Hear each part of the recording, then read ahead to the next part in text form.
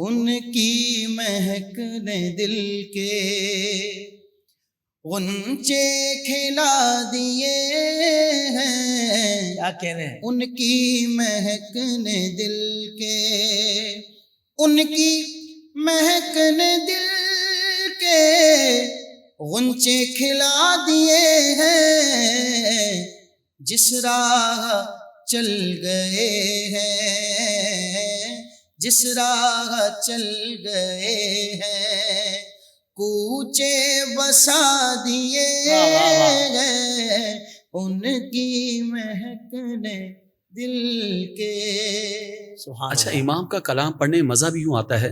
ایک تو عشق دیکھا جائے تو آپ سراپا عشق میں ڈوبے ہوئے ہیں، علم دیکھا جائے تو اپنی انتہاؤں کو چھو رہا ہے، فکر عالمانہ، فکر عاشقانہ، اور دنیا کے کونے کونے میں اعلیٰ حضرت کا کلام پڑھا جاتا ہے. اور ویسے بھی گرین سگنل ہے نا، چلتے چلے جائیں، کوئی خطرہ نہیں. یہ سیدھی راہ شیر شفاعت نگر کی ہے. سبحان اللہ. کسی اور کا کلام پڑھا جائے نا تو واقعی دل دھڑکتا ہے، ڈر لگتا ہے کوئی غلطی تو نہیں آئے گی، کہیں توبہ تو نہیں کرنا پڑے گی. لیکن امام کا کلام ہے نا، تو آپ پہلی بات کہہ رہے ہیں اس کلام کے اندر کہ ان کی مہک نے دل کے غنچے کھلا دیے ہیں. واہ. غنچے کے معنی ہوتے ہیں کہ بند پھول یا کلی. ٹھیک ہے. تو جو بند پھول ہے نا دل کا، جو کلی ہے، لیکن جب ان کی مہک آتی ہے نا، جب وہ ہوائیں تازہ آتی ہے، واہ واہ واہ. وہ گلستان سے مہکی مہکی ہوائیں، بھینی بھینی ہوائیں. میں کہتا ہوں کہ جنت کی خوشبو بھی وہ خوشبو نہیں ہو سکتی جو سرکار کے بدن اقدس سے آتی ہوگی.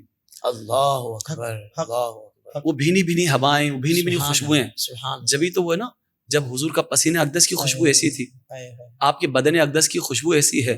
صحابہ کرام کہتے ہیں کہ جب ہم حضور کو تلاش کرتے نا تو آپ کی خوشبو سونگتے سونگتے سونگتے اس مقام تک پہنچ جاتے ہیں.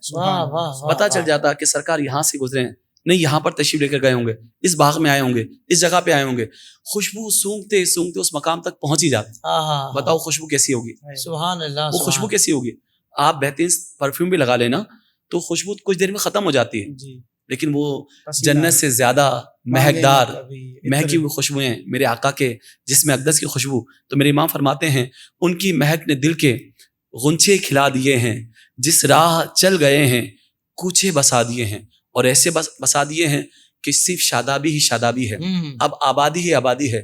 اب ویرانیاں ختم ہو گئیں، دہشتیں ختم ہو گئیں، اندھیرے ختم ہو گئے. اب تو وہاں خوشبوئیں ہیں، روشنیاں ہیں، کیونکہ سرکار کے نقش قدم آ گئے ہیں. آپ دیکھیں یثرب تھا نا ختم، اب تو مدینہ تو رسول ہے، مدینہ تو الحبیب ہے. اب یثرب نہیں کہیں گے، اور کہہ بھی دیا تو 10 مرتبہ کہنا پڑے گا مدینہ مدینہ مدینہ مدینہ. کیوں؟ اب یہ یثرب ختم ہو گیا ہے، وبائیں ختم، بلائیں ختم، کیونکہ جس سمت میرے آقا آ گئے ہیں خدا کی قسم کوچے بسا دیے ہیں. واہ واہ واہ. سبحان اللہ. پہلے وہ کبھی بیماریوں کا گھر ہوا کرتا تھا، اب وہ دارالشفا بن گیا. واہ واہ واہ واہ. اب تو مٹی میں شفا آ گئی ہے. المدینہ شفا. واہ واہ واہ واہ واہ. سبحان اللہ. میرے آقا صلی اللہ علیہ وسلم جب مدینہ پاک تشریف لے جا رہے ہوتے تو صحابہ سے کہتے کہ اپنے چہرے سے نقاب ہٹا لو، کیونکہ ہم اس شہر میں داخل ہو رہے ہیں کہ جس کی مٹی میں اللہ نے شفا رکھی ہے. اللہ.